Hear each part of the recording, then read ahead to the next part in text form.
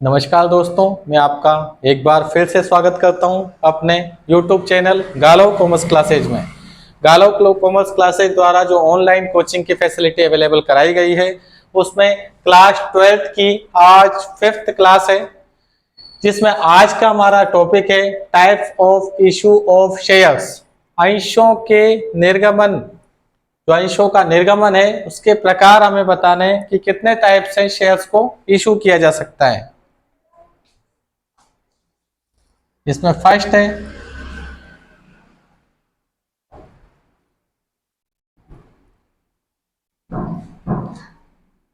नकद के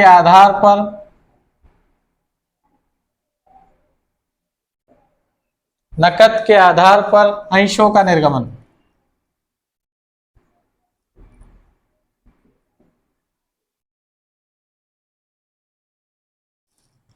इसको इंग्लिश में कहेंगे issue of shares for cash. Issue of shares for cash, नकद पैसे लेके अंशों को निर्गमित करना, नकद के आधार पर अंशों का निर्गमन, issue of share of for cash. और अंशों को निर्गमित करने का दूसरा तरीका जो है, सेकंड कैटेगरी, नकद के अतिरिक्त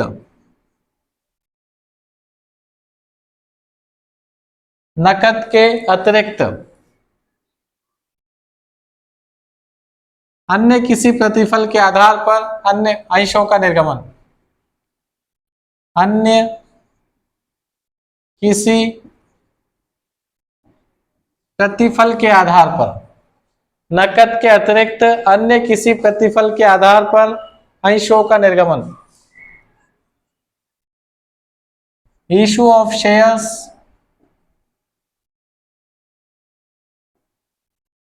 अदर देन कैश, नकद के आधार पर अंशों का निर्गमन और नकद के अतिरिक्त अन्य किसी प्रतिफल के आधार पर अंशों का निर्गमन। आज मैं आपको ये दोनों कैटेगरी डिफाइन करूंगा, किस किस तरह से cash base issue of shares होता है और किस तरह से non cash base issue of shares. नकद के आधार पर अंशों का निर्गमन किस तरह से होता है, कितने प्रकार से होता है, उसके क्या क्या रूल्स रेगुलेशन है, उसको हम डिस्कस करेंगे। और कैश के अलावा अदर किसी प्रतिफल, अदर देन कैश, नकद के अलावा बाकी किसी भी रिटर्न के बेस पे आप जो शेयर को इशू करोगे उसकी कंडीशंस पढ़ेंगे। और फिर नेक्स्ट क्लास जो आपकी होगी उसमें issue of share for cash जो हमें पढ़ना है उसका हमें प्रोसेस पढ़ना होगा। तो आज मैं types of issue of shares for cash बताऊंगा और issue of shares other than cash पढ़ाऊंगा। सबसे पहले हम स्टार्ट कर रहे हैं अंशों के निर्गमन के प्रकार। इसमें first part issue of shares for cash, नकद के आधार पर अंशों का निर्गमन। बच्चों, कैश के बेस पे, नकद के आधार पे नॉर्मली अंशों को 3 प्रकार से इशू किया जा सकता है। इशू ऑफ शेयर्स की, issue of share for cash, इसकी 3 कैटेगरी है। फर्स्ट, 8 पार या 8 फेस वैल्यू।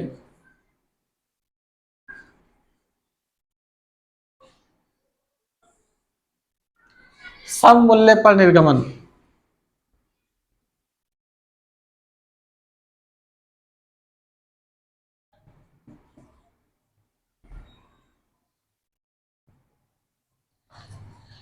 सम मूल्य पर निर्गमन, इशू ऑफ शेयर्स 8 पार या 8 फेस वैल्यू, जब अंशों को उनके अंकित मूल्य पर जारी किया जाए, when share issue on their face value, जब अंशों को उनके अंकित मूल्य पर निर्गमित किया जाता है तो इसे सम मूल्य पर निर्गमन कहते हैं। सपोज करो एक शेयर की वैल्यू 100 रुपीज है और कंपनी उसे 100 रुपए में ही इशू कर रही है, ना तो ज्यादा पैसे ले रही है ना कम ले रही है, 100 रुपए का शेयर है और कंपनी उसे 100 रुपए में इशू करी है, तो इसे आप क्या कहेंगे?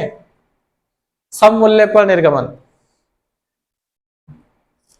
Issue of shares on face value. Clear? जब अंशों को उसके अंकित मूल्य पर निर्गमित किया जाता है तो इसे सम मूल्य पर निर्गमन कहते हैं। सेकंड,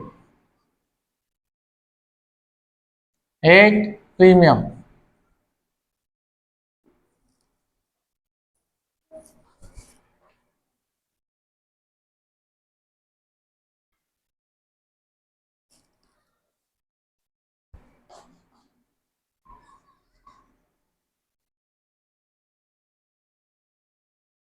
अंशों का प्रीमियम पर निर्गमन,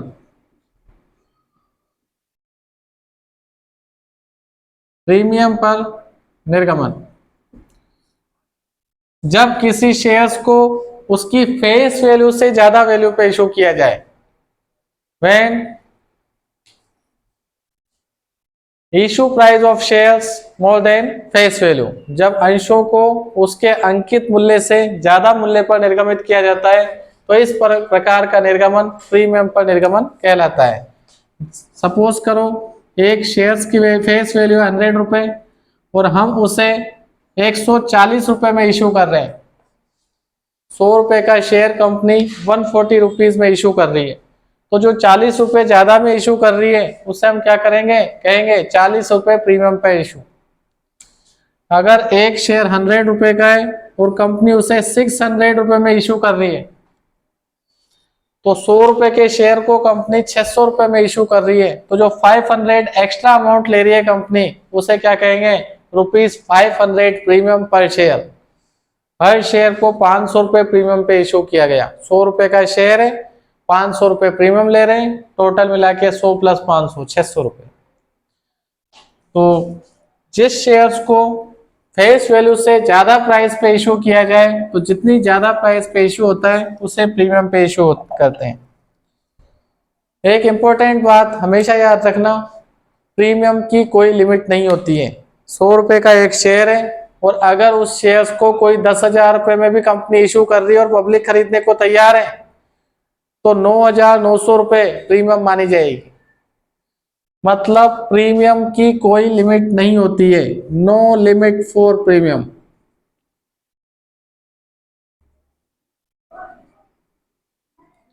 कॉम्पिटिशन एग्जाम में क्वेश्चन आता है इसका, पूछ लेते हैं प्रीमियम की कितनी लिमिट है, कितने परसेंट से ज्यादा प्रीमियम इश्यू निकल सकते हैं, प्रीमियम की मिनिमम लिमिट कितनी है, कम से कम कितनी प्रीमियम लेंगे, मैक्सिमम कितना प्रीमियम हो सकता है। तो आपका एक ही आंसर होगा, no limit for premium. Premium कितनी भी ली जा सकती है।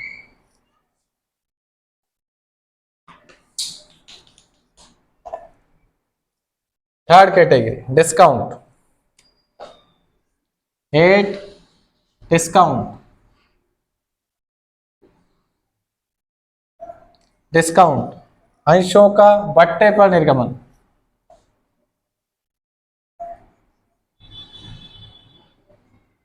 अंशों का बट्टे पर निर्गमन।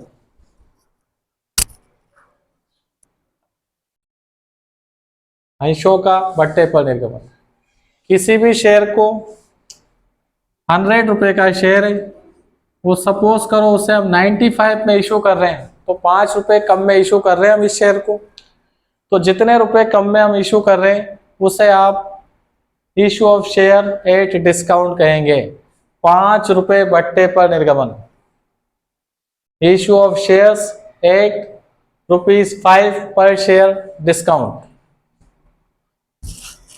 जब अंशों को उसके अंकित मूल्य से कम मूल्य पर इशू किया जाए, फेस वैल्यू से कम प्राइस पे इशू किया जाए, तो जितना डिफरेंस अमाउंट होता है वो डिस्काउंट होता है।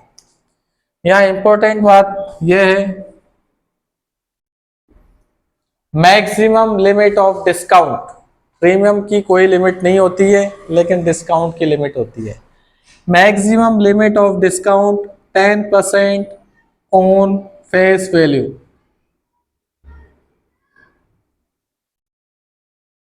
अंशों के अंकित मूल्य के 10% से ज्यादा आप डिस्काउंट नहीं दे सकते। सपोज करो ये 100 रुपए का शेयर है, तो 100 का 10% 10 रुपये होता है, तो 10 रुपए से ज्यादा डिस्काउंट नहीं दे सकते। मतलब आपका ये 100 रुपए का शेयर है, आप इसे 88 रुपए पे इशू नहीं कर सकते, क्योंकि 12 रुपए डिस्काउंट हो गया, 10% से ज्यादा डिस्काउंट हो गया, इशू ही नहीं होगा। मैक्सिमम डिस्काउंट की लिमिट होती है 10%। 100 रुपए का 10% 10 रुपए है, तो हम या तो 10 रुपए डिस्काउंट देंगे या 10 रुपए से कम डिस्काउंट देंगे, उससे ज्यादा डिस्काउंट नहीं दे सकते। नॉर्मली जब भी शेयर इशू होते हैं उस पे प्रीमियम की कोई लिमिट नहीं होती है, लेकिन डिस्काउंट मैक्सिमम 10% हो सकता है, उससे ज्यादा डिस्काउंट पे कंपनी शेयर इशू नहीं करेगी, कर भी नहीं सकती है। जब भी कंपनी शेयर इशू करेगी मैक्सिमम 10% डिस्काउंट होगा, उससे ज्यादा डिस्काउंट नहीं होगा। प्रीमियम कितनी ले सकती है? तो एक बार फिर मैं आपको रिपीट कर रहा हूं, issue of share for cash, नकद के आधार पर अंशों का जो निर्गमन है उसकी 3 कैटेगरी है। सबसे पहली है 8 पार, 100 रुपए का शेयर 100 रुपए में दे दिया, ऑन प्राइस 8 पार सम मूल्य। सेकेंड 8 प्रीमियम, 100 रुपए का शेयर 150 रुपए में दे दिया, तो 50 रुपए प्रीमियम। सी 8 डिस्काउंट, 100 रुपए का शेयर 98 रुपए में इशू कर दिया, तो 2 रुपए कम में जो इशू किया है वह डिस्काउंट है। प्रीमियम की कोई लिमिट नहीं होती, डिस्काउंट 10% से ज्यादा नहीं दे सकते। यह आपका issue of share for cash था। इसकी 3 कैटेगरी है, 8 पार, 8 प्रीमियम, 8 डिस्काउंट, सम मूल्य प्रीमियम बट्टा। सम मूल्य जितनी फेस वैल्यू उतने पे इशू करेंगे, प्रीमियम फेस वैल्यू से ज्यादा पे इशू करेंगे, एंड डिस्काउंट फेस वैल्यू से कम पे इशू करेंगे। यह आपका issue of share for cash था। इससे रिलेटेड जो जनरल एंट्रीज है उस टॉपिक को हम कल देखेंगे। अभी हम सेकेंड टाइप का इशू देख रहे हैं। फर्स्ट कैटेगरी इशू की मैंने आपको बता दी, नकद के आधार पर 8 पार, 8 प्रीमियम, 8 डिस्काउंट। इससे रिलेटेड जो जनरल एंट्री होती है, अकाउंटिंग ट्रांजेक्शन्स होते हैं, उसकी स्टडी हमें नेक्स्ट क्लास से हम स्टार्ट करेंगे। शेयर को इशू करने का सेकंड पार्ट है नकद के अतिरिक्त अन्य किसी प्रतिफल के आधार पर अंशों का निर्गमन। कैश के अलावा, या आपको नकद के आधार पर तो मैंने पढ़ा दिया, एक पार, 8 प्रीमियम, 8 डिस्काउंट। अब अदर देन कैश पढ़ा रहा हूं।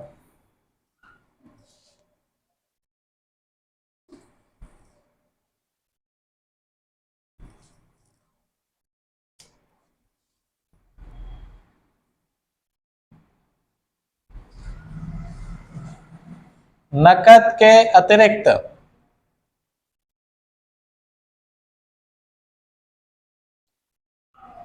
अन्य प्रतिफल के आधार पर, नकद के अतिरिक्त अन्य प्रतिफल के आधार पर अंशों का निर्गमन। Issue of shares for other than cash.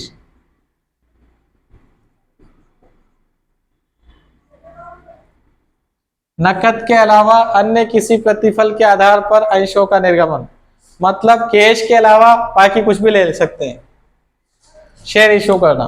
तो इसमें आप देखो, एक कंडीशन बता रहा हूं। सपोज करो आपने कोई एसेट्स परचेज की, आपको उसका पेमेंट करना है, ठीक है, और उसका पेमेंट करना है, हमारे पास पैसा नहीं है, तो हम उसके बदले शेयर दे देंगे।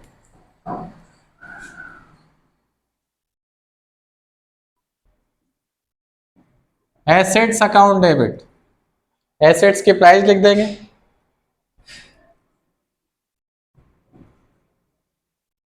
वैल्यू ऑफ एसेट्स, और क्रेडिट साइड में हम लिख देंगे एसेट्स को लेके हम उसके बदले जितने शेयर दे रहे हैं वो। सपोज करो 10,000 शेयर दे दिए, शेयर्स कैपिटल, सपोज करो 10,000 शेयर दे दिए, तो 10,000 शेयर और एक शेयर 100 रुपए का है, तो 10,000 इंटू 100, 10 लाख रुपए यहाँ पे लिख दिया। यहाँ पे हम एसेट्स की वैल्यू लिख देंगे।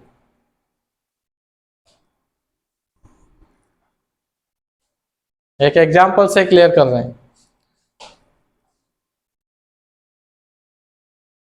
Plant purchase of rupees 30 lakh, 30 lakh रुपए का प्लांट खरीदा है, उसका पेमेंट कैसे किया है? पैसे नहीं दिए,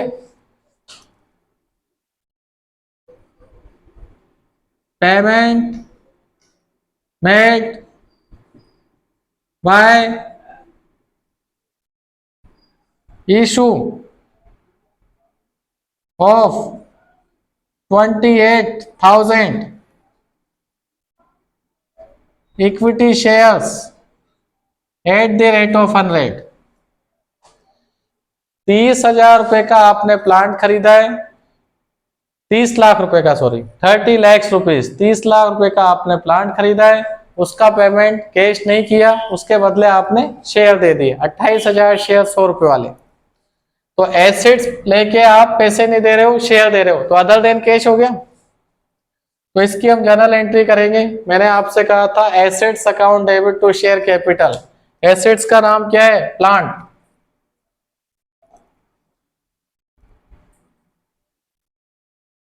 प्लांट की वैल्यू कितनी है? 30 लाख।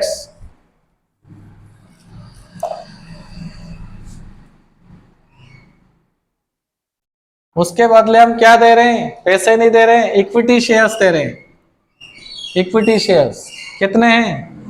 फेस वैल्यू लिख दो इनको, 28,000 शेयर 100 रुपए वाले कितने रुपए के हो गए? 28 लाख रुपए के, 28 लैक्स। आप 11th क्लास से पढ़ते हुए आए हैं कि जितना डेबिट होता है उतना ही क्रेडिट होता है।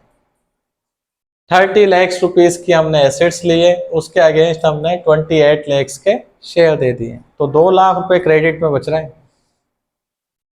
इसको रिमूव कर देता हूं।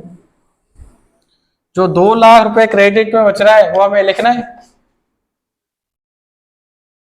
उसे आप सिक्योरिटीज प्रीमियम कहेंगे। हमने प्रीमियम पे इशू किया है, 28 लाख के शेयर है पर हमने 30 लाख में दिए, 2 लाख रुपए प्रीमियम दिए। मैंने आपको issue of share for cash में 3 कैटेगरी पढ़ाई थी, 8 पार, 8 प्रीमियम, 8 डिस्काउंट। तो प्रीमियम वाला पार्ट है। 30 लाख रुपए की हमने प्रॉपर्टी ले ली, उसके अगेंस्ट हमने 28 लाख के शेयर दिए, मतलब 2 लाख का हमारा बेनिफिट हुआ है, प्रीमियम लिए हमने। ठीक है, जो 28 लाख रुपए के शेयर दिए उसके अगेंस्ट हमने 30 लाख रुपीस की एसेट्स लिए, तो 2 लाख रुपए हमने जो ज्यादा लिए है, मतलब हमारा बेनिफिट हो गया शेयर इशू करने पे, उसे आप प्रीमियम कहेंगे। Clear? Issue of share for cash other than cash. तो ए पार्ट मैंने बताया फॉर एसेट्स। एसेट्स के अलावा और किसी भी तरह से भी आप कर सकते हो। सपोज करो एम्प्लॉइज को सैलरी देनी है, एम्प्लॉइज को सैलरी देनी है, तनख्वाह देनी है।